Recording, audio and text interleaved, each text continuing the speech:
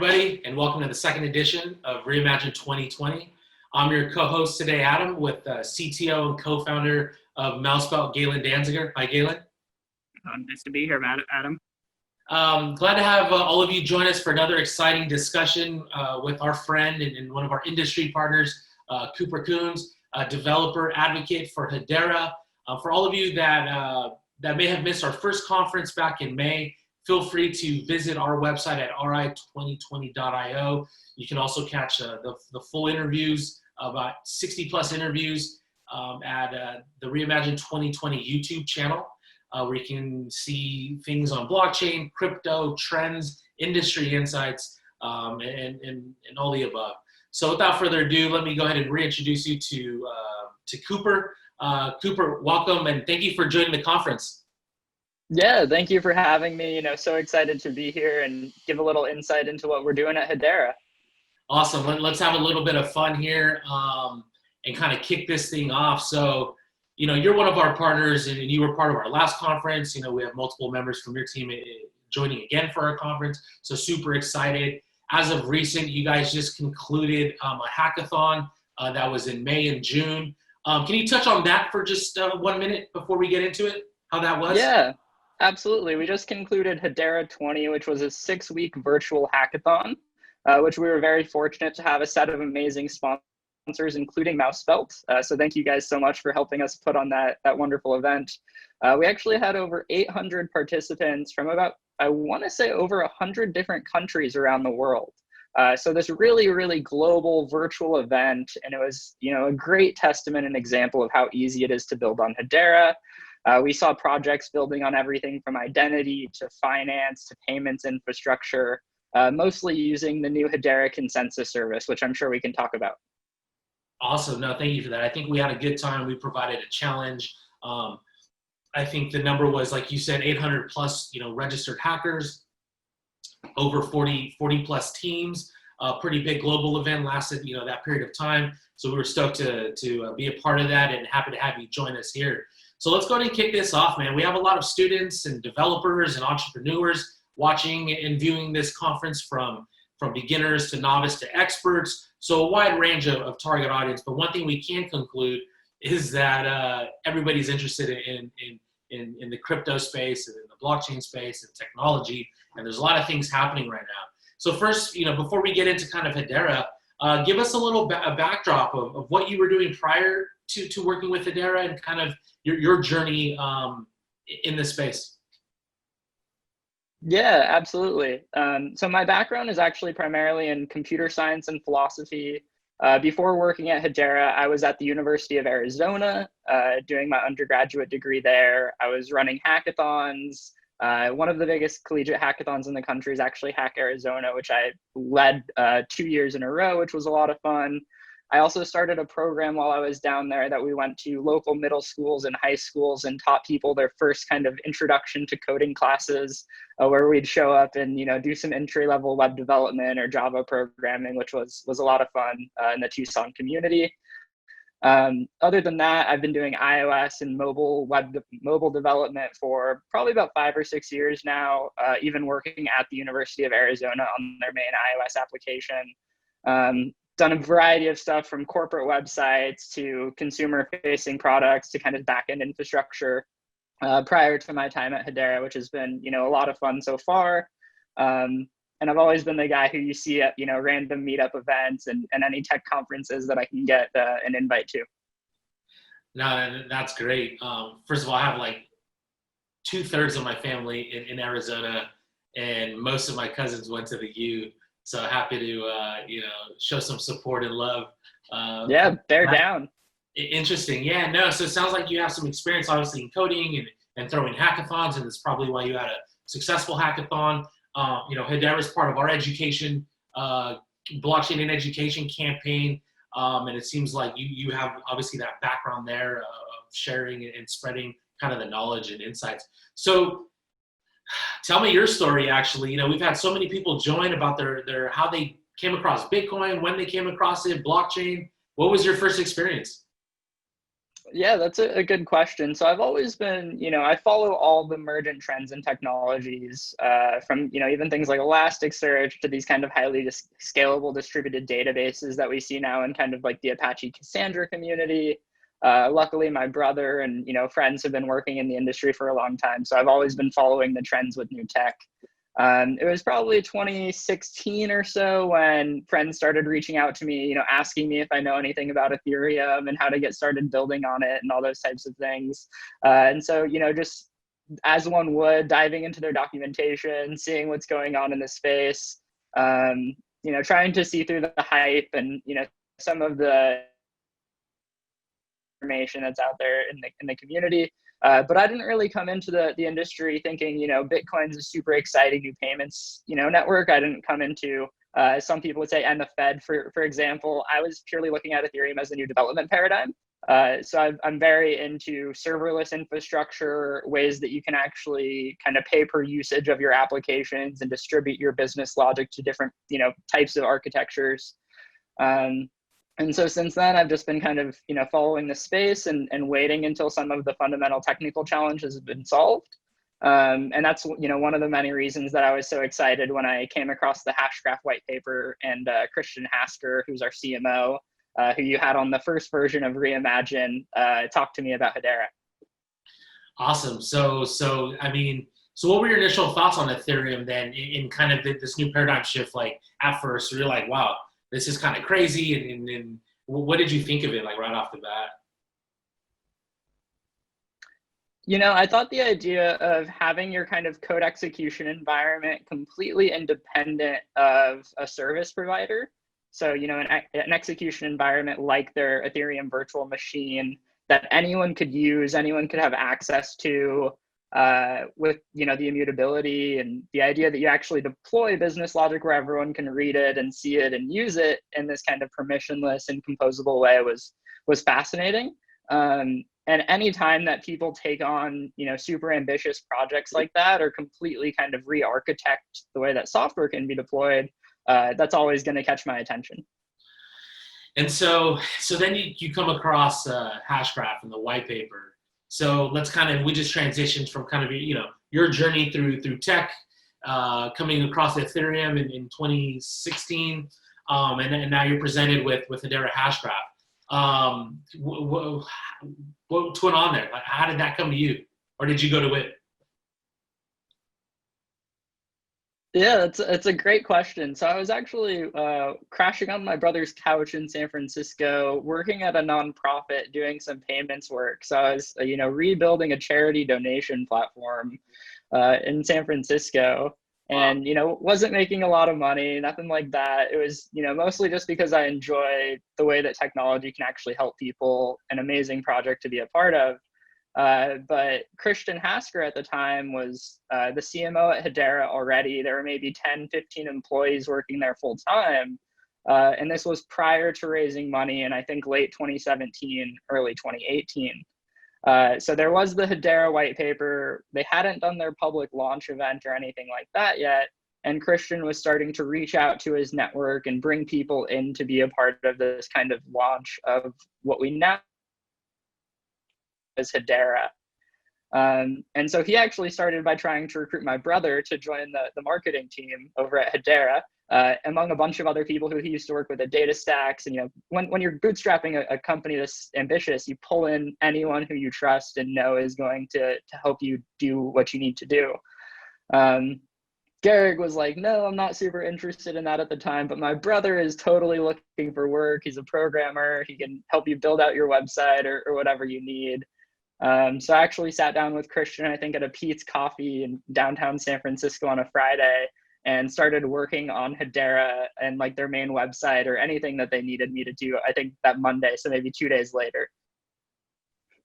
It's interesting that you bring up your brother, because I think through all of our communications, I was like, is it Cooper or Gary? I was like, am I thinking his name's wrong? Are they brothers? And so here we go. I just found out right now live. So that's interesting. Cool. So now you're talking to Christian and figuring it all out, and it looks like they want to bring you in, right? And you probably jump on board. before we kind of get into Hedera itself, and we have plenty of questions with Galen here joining us, what did you like about Hedera? You know, you're over here sitting with, you know, your brother's getting recruited. You're doing some side work. You're meeting with Christian. You know, you read the white paper, and it's not really a blockchain, so we can get into that after. But explain kind of, you know, what were some of the things that you liked that sparked your interest that made you want to join the Hedera team? Absolutely. So I think that there's kind of two main things that got me excited about Hashgraph and what Hedera was trying to bring to market. So the first of which is the pure mathematical paper written by Dr. Lehman Baird in 2016, which outlines Hashgraph as a new type of distributed consensus algorithm. I didn't have that much experience in distributed consensus, but I read that paper in like 2 hours, and I kept reading it and reading it. And it's just a brilliant piece of math and a very elegant algorithm. And then looking into the other work that Lehman has done, like he published some of the first papers on artificial intelligence, like cellular autonoma and, you know, radio frequency jamming programs dating back to like the 90s, working as a computer science professor at the Air Force Academy. So I was just blown away by Lehman's body of work and the impact that he's actually had in the world of computing.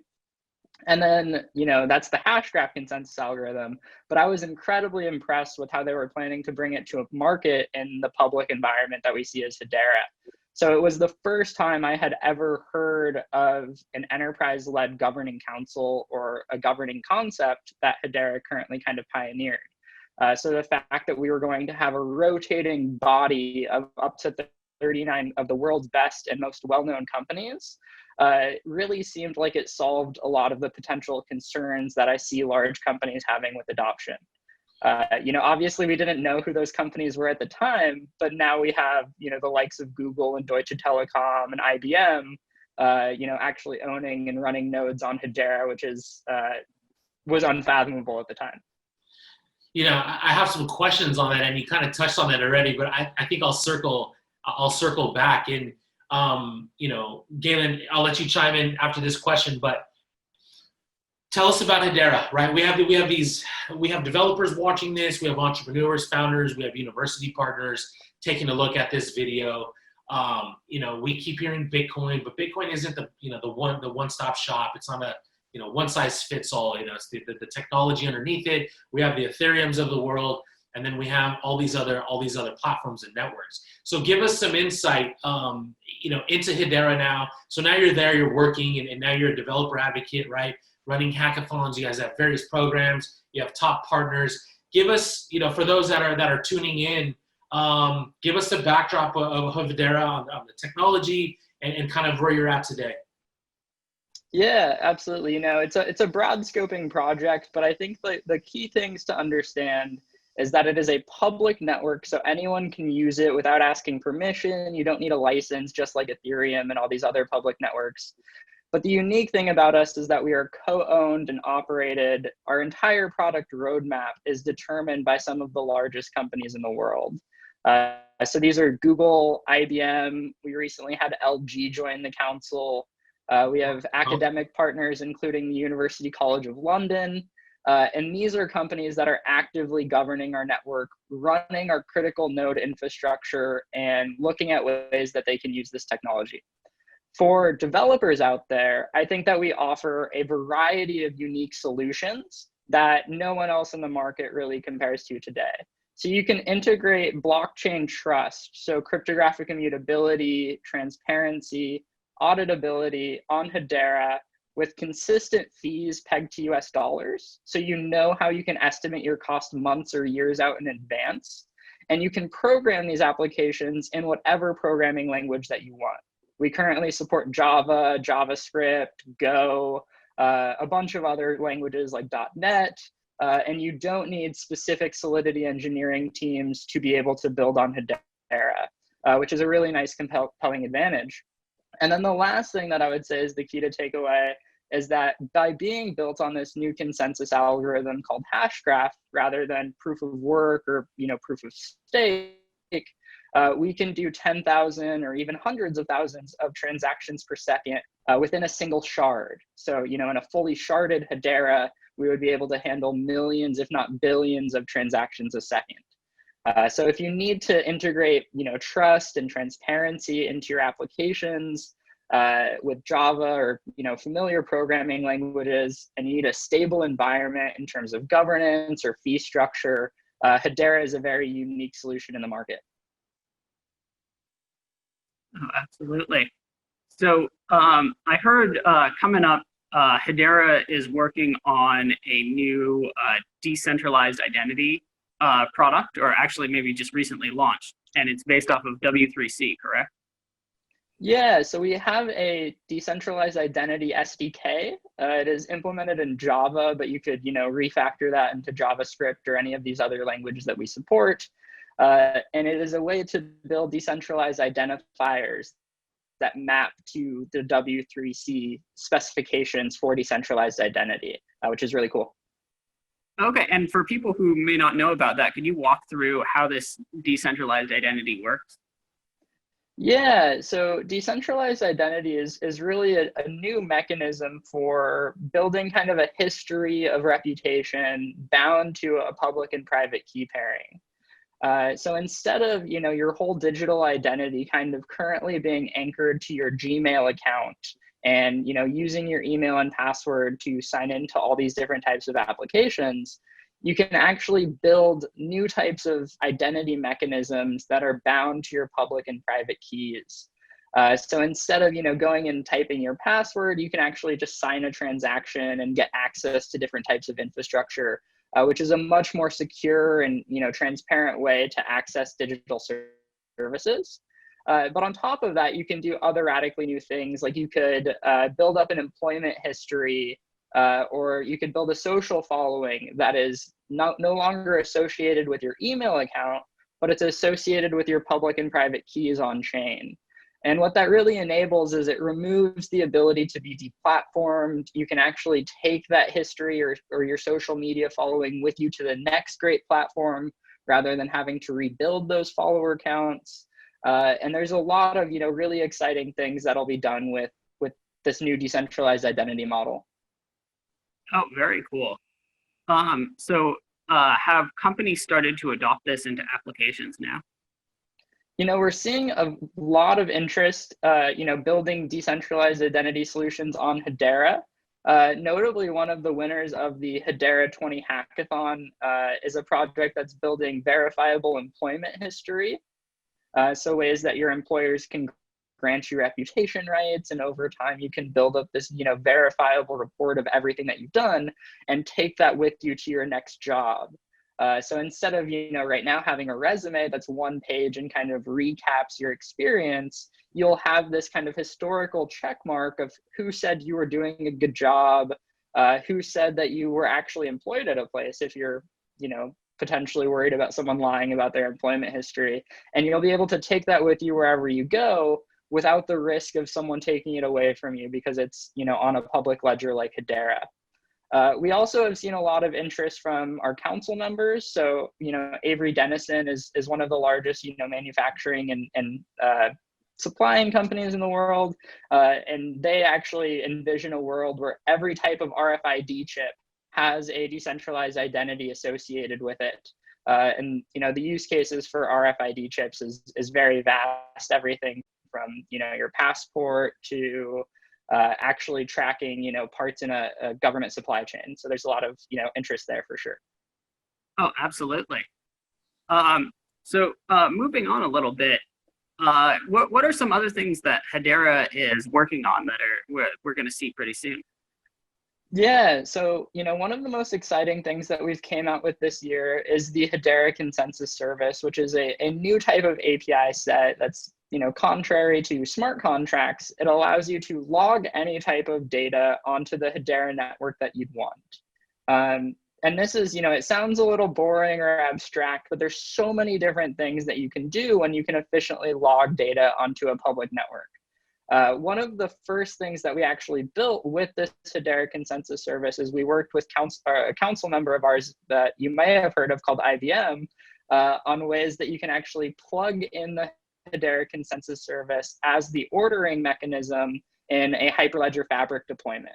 So this is a way that you can create a public-private hybrid blockchain architecture where the ordering of your transaction goes on in a transparent and immutable log like Hedera, but the state and your business logic is still maintained privately on your Hyperledger Fabric deployment.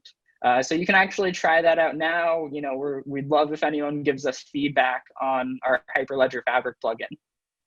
Yeah, that's really cool. Are we going to see other private blockchains move to this model, pushing the consensus or order off onto Hedera? You know, we've heard from different members of the IBM team in the Hyperledger Fabric community that eventually they would love to see HCS or the Hedera Consensus Service as the default ordering mechanism for Hyperledger Fabric. And we're definitely seeing a lot of interest from different types of projects and different types of private databases or private blockchains. There's a cool project called ProvenDB that is building on Hedera that is a version of MongoDB. But every time you change the data in your MongoDB instance, it's actually hashing and putting the Merkle root of your entire database on Hedera. So it's a cryptographically verifiable version of Mongo, which is really, really interesting. We also are, yeah, it's super cool. We also have a Corda notary. So we're doing some work on the Corda project as well, which is very exciting in ways that you can verify and anchor Corda networks to Hedera, which is, you know, another interesting and popular solution for people. Real quick, Galen, before you move on, like, you know, we're talking about enterprise grade, enterprise focus, right? Although Hedera spans across startups and various teams and projects in the space, why is it important for Hedera to be working, you know, with these council members, with enterprises? It seems like a lot of the other layer ones or other, you know, networks and platforms kind of tailor to decentralization in a way of the startup world, and have then also started developing, you know, chains for the enterprise and corporate world. Why is that such a focus, I guess, for Hedera? Like, what do you see? Is that where the bread and butter is going to be moving forward? You guys are obviously focused in kind of these industries, and as you mentioned on your council, you have a lot of big names, right? A lot of corporations working with you, which is great. But it's a little bit different than a lot of the other teams that we've talked to. So what's kind of the idea to focus on enterprise? Yeah, you know, it's a great question. So Manson, Lehman, and the early team at Hedera were really questioning what are the kind of, you know, hurdles or roadblocks preventing enterprise adoption in the blockchain space. It's clear if you ask all the computer scientists and the nerds out there, you know, where the warm tide is heading. But to an enterprise product manager, it's, you know, still relatively unclear why you would want to decentralize or relinquish control over some of your systems. So we really identified, you know, scalability, transparency, governance, and fairness, among other properties that would prevent an actual large-scale deployment on top of, you know, the Enterprise Ethereum Alliance, for example. And so from the ground up, from day one, Hedera saw a future where these large enterprises do actually decentralize certain portions of their infrastructure or certain applications onto these types of public chains. And so we worked backwards from there, like what types of compliance features would these companies need? What types of security and privacy features would we need? Rather than what you see in kind of the Ethereum or other public ecosystems, which is, okay, now we have a global data store with self-executing logic. How do we kind of anchor these compliance and privacy features on top of what we have? Hedera has always been architected from the ground up for these types of use cases.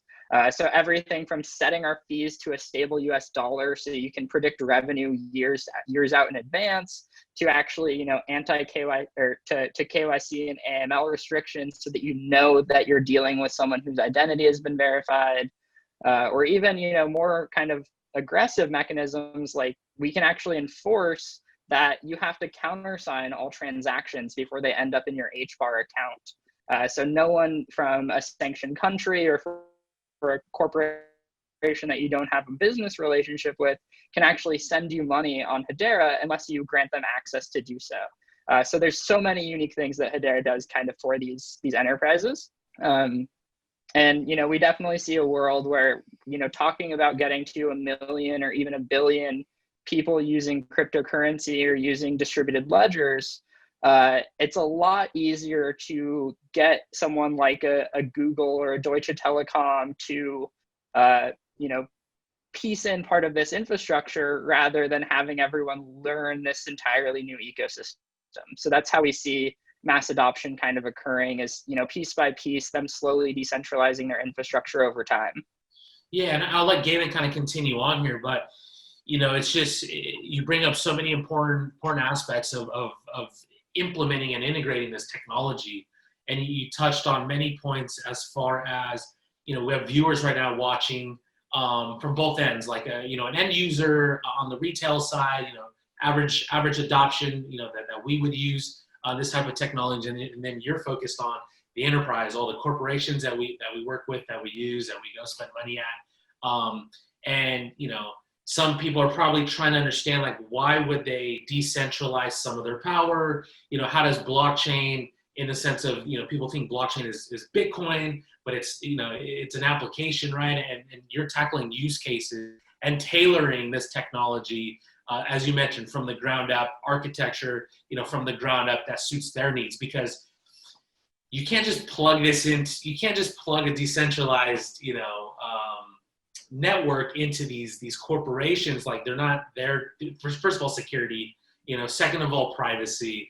So it kind of doesn't make sense for some of these people that are watching, like, how this is being used. And you just touched on all that. So I appreciate you kind of breaking that down, because we're also having these corporate discussions, and you touched on everything that they think about. It's like, I can't use that, like, give me something that I can use. And it seems like you tailored and listened to help develop, this type of technology for them specifically. Go ahead, Galen. Oh, yeah. So I just, along the lines of this, I see there's a lot of focus of really supporting enterprise use cases in Hedera. And this is actually one thing I hear people will say, like, oh, Hedera isn't decentralized, or so, like, it's only focused on corporations. Why wouldn't I build on Ethereum? What would you say to these people? Yeah, it's a great question. And, I personally love to think of decentralization as a spectrum, right? On one end, you have, one company operating a server and running it. On the other end, you have this kind of crypto anarchist ideal model where you don't know who's running it. There's millions of people around the world. And I think that this slider, at any end of the spectrum is going to be rather unusable for certain use cases. So the goal is always to find, the appropriate amount of decentralization for what you're trying to achieve.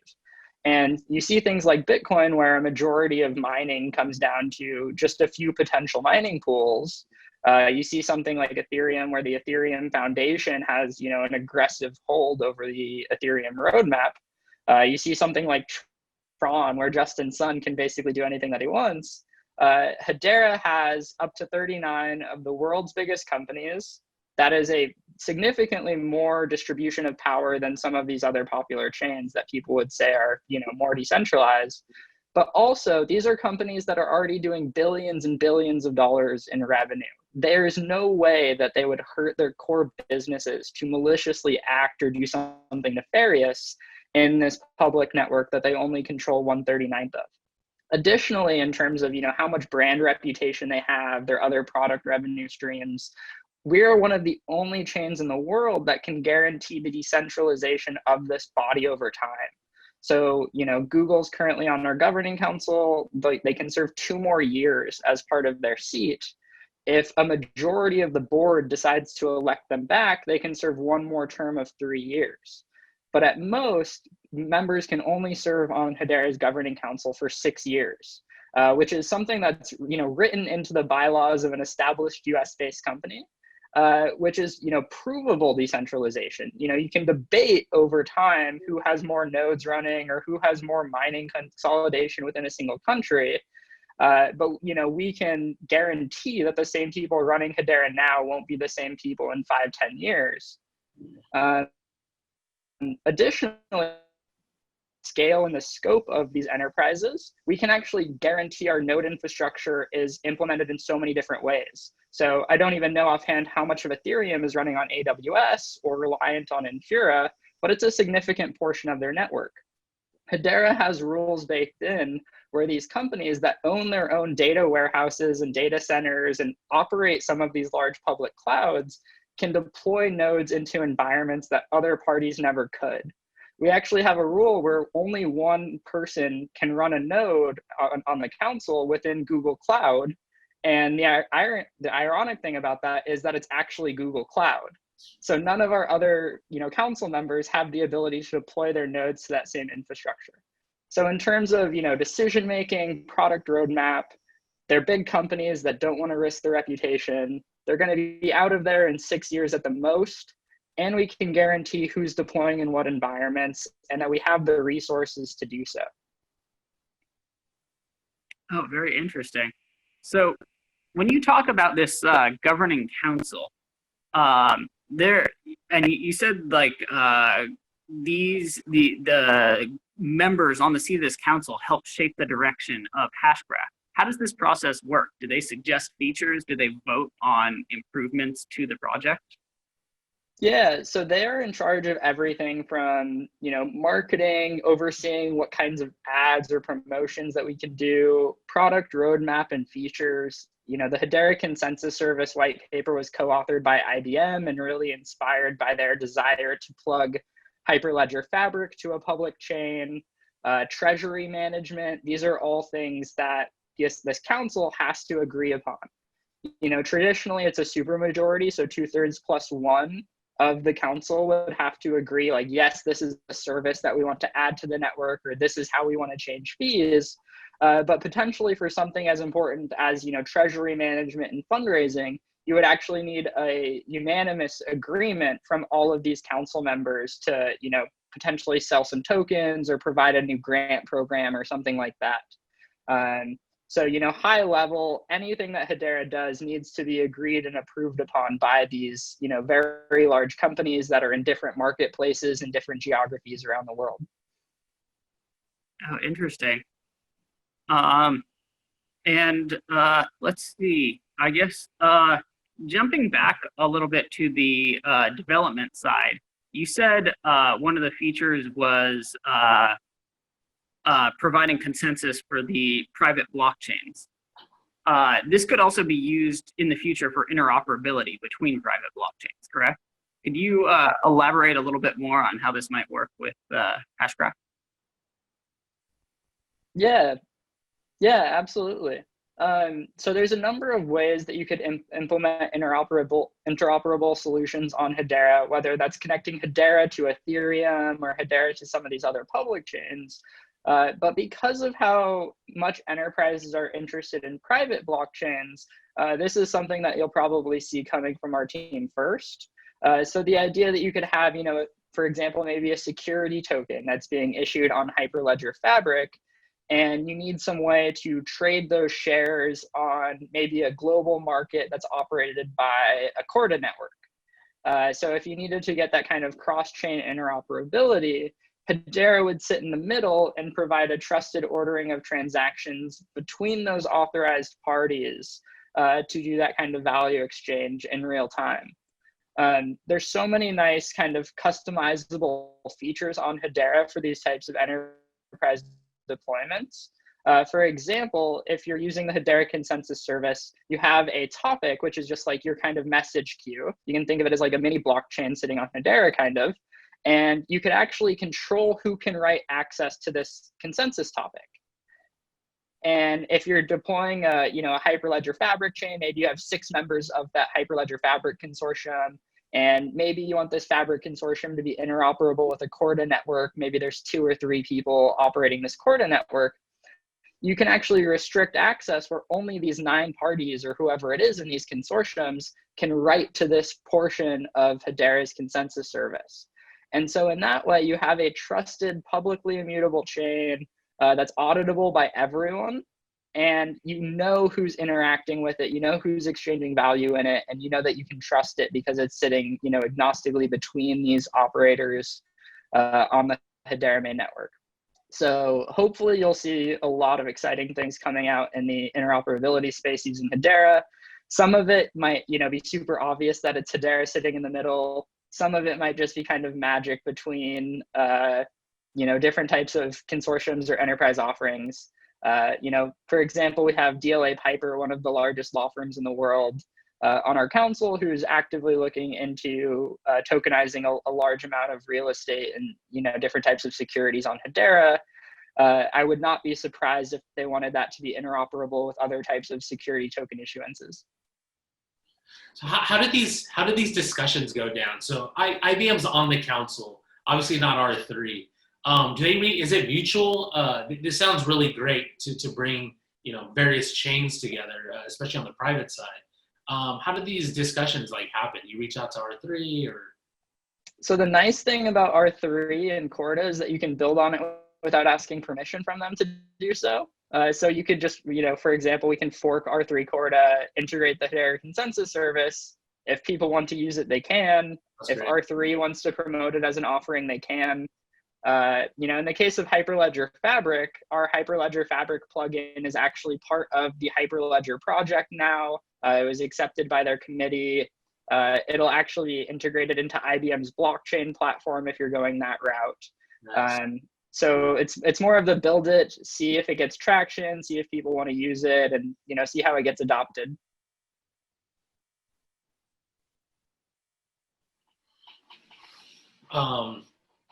No, that's interesting. I mean, I think that adds so much benefits and interoperability amongst, because I think that's where everything is going to go, right? There's going to be various networks and platforms, and they're just going to have to interact at some point. Some chains are going to be better than others. Some networks are going to be better than others for certain things. And to go into we touched on a few of your council members.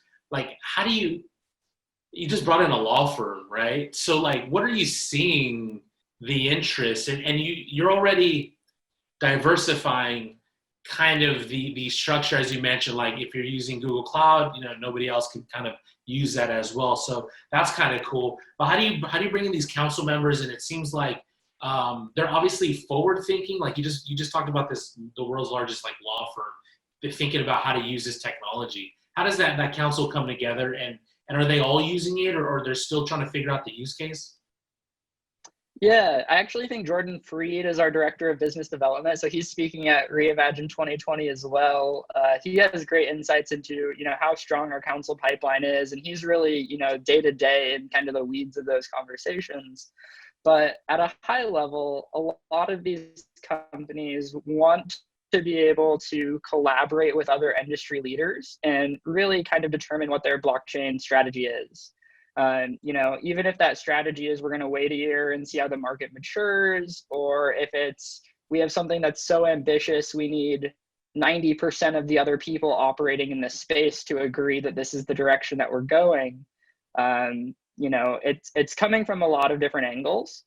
But usually we see something as ridiculous as, 6 to 18 months of discussions and legal approval and technical due diligence before someone's actually able to join Hedera's governing council. It isn't just, a marketing agreement or, a document that they sign. They legally join an LLC, so they're co-owners of a company that's established in the United States, which you could imagine being a large struggle or a challenge for, someone based in Japan or Korea or some of these, other countries that they would typically never join it as a co-owner of a US company. And then once they're on the council, we have different committees that are interested in, pursuing different use cases where they can kind of have these discussions about where they think the future is headed. So currently, I think we have 5 different telecom providers sitting on the council. Deutsche Telekom, Zain is one of the largest telecom providers out of the Middle East. We have a large variety of them. And, for example, in the telecom space, there's a huge issue with settling roaming data. So after, if I'm calling someone in a different country, at some point there needs to be a bridge between this telecom infrastructure and another one. And so coming up with kind of agnostic design protocols for the telecom industry really requires them all to come together, sit at the same table, and determine what they're going to do next. And so Hedera provides a wonderful opportunity to do that. So you don't join the Hedera Governing Council unless you plan on using it in some way. There's different standards bodies and committees, but we're very much of the opinion that you shouldn't talk about things until you bring them to market, until you're confident that they're going to go live.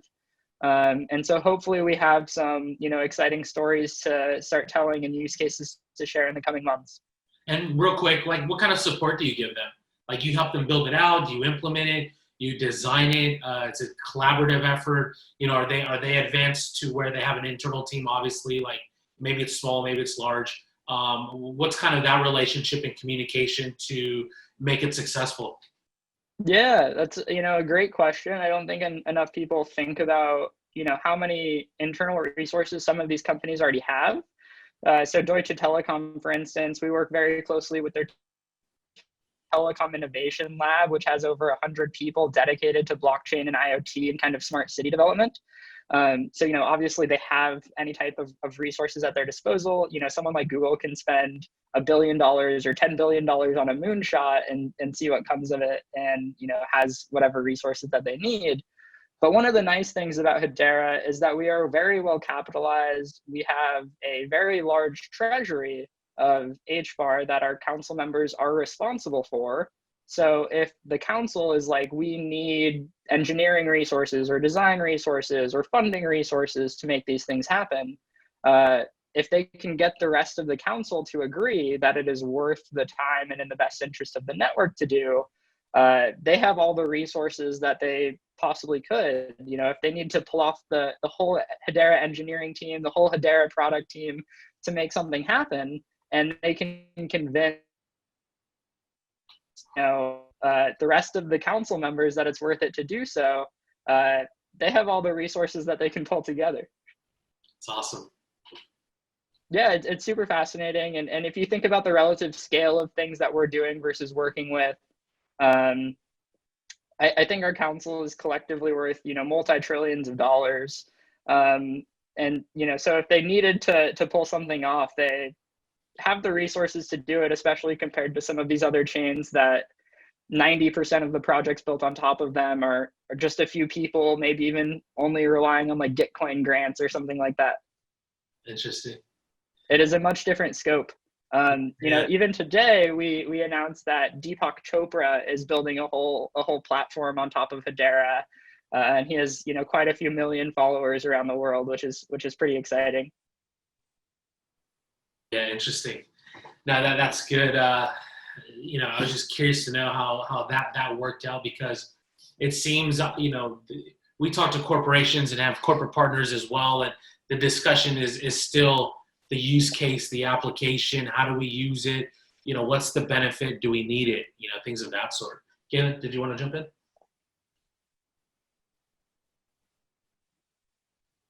Oh, here, sorry. My signal's a little choppy. If you guys can take this right now.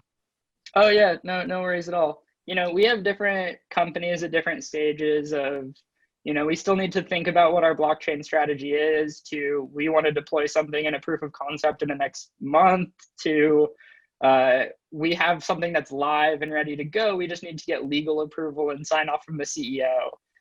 So it's at, different stages. And I think that at the end of the day, people are going to use Hedera for things that no one ever expected them to.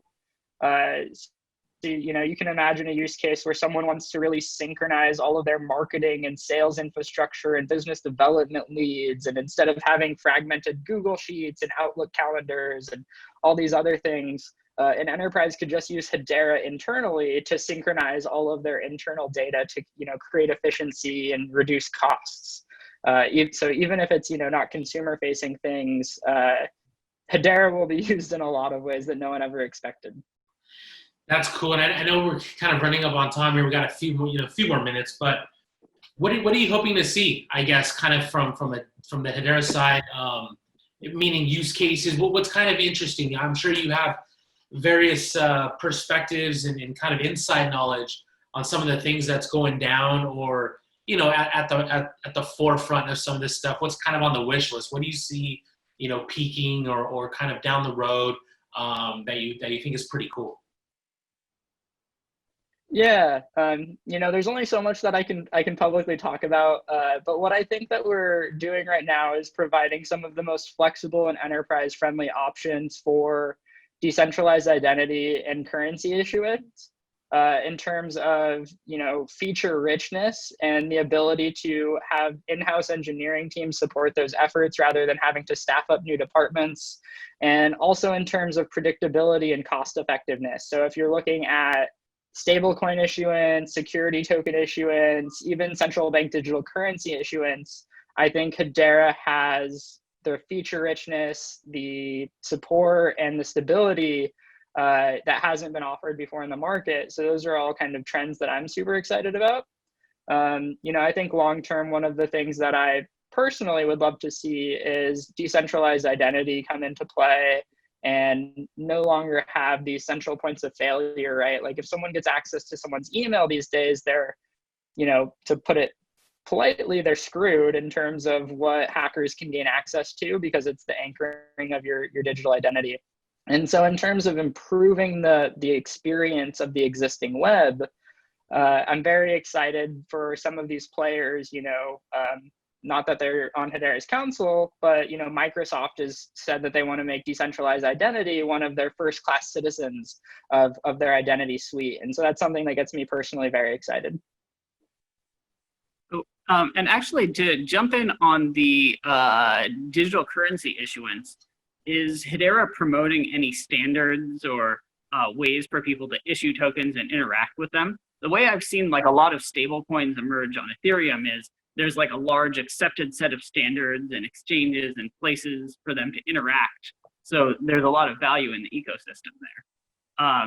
Is Hedera pushing to get something similar? Yeah, absolutely. So we are working. Yeah, so Hedera is working on a variety of different, let's call them tokenization efforts. So everything from, we're part of the Interwork Alliance and the Token Taxonomy Framework initiatives. So creating different standards that can be implemented even on a smart contract or something like Hedera's consensus service. Whether you want to use Hyperledger Fabric or Corda or natively on Hedera's consensus service, ways that you can issue tokens that are interoperable across any of those environments are ways that we're kind of approaching the next wave of token issuance. And so definitely keep an eye out for tokenization standards on Hedera. If you're very into it, maybe poke around on our GitHub and you'll find some stuff we haven't shared yet. Oh, cool. So yeah, it looks like we're coming up on it. We got a few minutes left. Galen, any last minute questions? I have like one or two on my end. Well, I would just say, are there any upcoming projects or things that the viewers who want to hack around on Hedera for them to check out? Yeah, it's a great question. We're actually going to be releasing version 2 of our SDKs coming soon. So those are additional improvements to Java, JavaScript, Go, .NET, a few other languages, which will make it even easier to build on Hedera. Because you can program on us in any existing language, I think we're already probably the easiest layer 1 to build on. But this should come with more feature richness in terms of different cryptography libraries, different chunking support if you need to upload larger messages to Hedera. A lot of nice features coming in that. We're always building really cool demo apps and sample applications, so check those out on our documentation. We have integrations with like logging services like Logstash and Log4j. We have a Corda notary. We have a Hyperledger Fabric plugin. We have a central bank digital currency demo. So you can check out our GitHub and our digital and our documentation to just dive into those, and they're all super easy to set up. Oh, cool. It's awesome. Last thing, first, thank you for joining us, right? We just spent an hour with you, and we talk to you and your team frequently, and appreciate you taking time out of your day to come join us again for Reimagine 2020. What are you following? Like, what else excites you in this space? Like, outside of what we just discussed, there's so much happening, right? From cryptocurrencies to DeFi to distributed ledger technology, of course, AI, ML, IoT, like all this stuff touches everything. Is there anything that you're kind of dabbling in or studying up on a little bit more? Yeah, well, thank you so much for having me. It's always wonderful to chat with you and the MouseBelt team. I love everything that you guys are doing, and it's great to be part of, anything that you guys are doing. So appreciate the invitation to come on today. In terms of, not Hedera specific things, I think, Web3 more generally, there's a few different pieces that I'm personally very excited about. So I spend a lot of my time thinking about distributed consensus and shared state execution and different types of currency standards, and that's all fun. But at the end of the day, to build out this kind of, decentralized world of Web3 and interoperability and actually user-owned data, I think that not enough people spend their time thinking about user experience, data storage, data compliance. So, I'm very excited about IPFS. I really, personally hope that the launch of Filecoin goes well. I think it's important to have something that actually, could store data forever with, the right economic incentives behind it. Probably a lesser known project that I follow very closely, and anyone who knows me I talk about a lot, is the Solid project from MIT, which is a way for semantically linked data. It's not a new idea, but they're bringing it to market in a very unique way. And you may have heard of the guy who founded it. It is head by Tim Berners-Lee, who founded the World Wide Web. So anytime Tim gets involved in a new project, you know that it's going to be exciting. So I'm really looking at ways that stuff like IPFS, Solid, different types of peer-to-peer data storage and databases can be anchored and leveraged in these types of public blockchains and networks that we, already know and love. Outside of that, I think, I love to see some of the exciting new consumer-facing applications coming out. As someone who loves the NBA, I think the NBA Top Shot program and an application from Flow and Dapper Labs is super cool to see. And, really excited about some of the consumer stuff that's going on and NFTs and all that fun stuff. And there's there's thank you for that. And like you just touched on a lot of topics and themes there. And again, we have a lot of students and entrepreneurs and ranging from beginner to expert. Not to put you on the spot, are there any books that you have read in the past, or where do you source your information that people want to follow up and things maybe even from the CS world, right? There's some old school kind of classics or areas that you look to for sources of information that maybe we can share with our viewers here. Yeah, well, first off, if you're interested in any of these things, if you want to talk more about them, follow me on Twitter, join the Hedera Discord. I'm happy to chat about anything that we touched on today, whether it's Hedera related or something else that you'd like to nerd out about. Always feel free to reach out to me. I think in this space, it's hard to read books. If you think about the publishing time, it takes 6 to 12 months to write. It takes 12 months to publish. You're probably already behind by the time that it came to market. So I think keeping an eye out on the actual projects and the teams that are building cool things in this space and staying up to date on their websites, maybe even more importantly, following their GitHub accounts and seeing what's actively being worked on.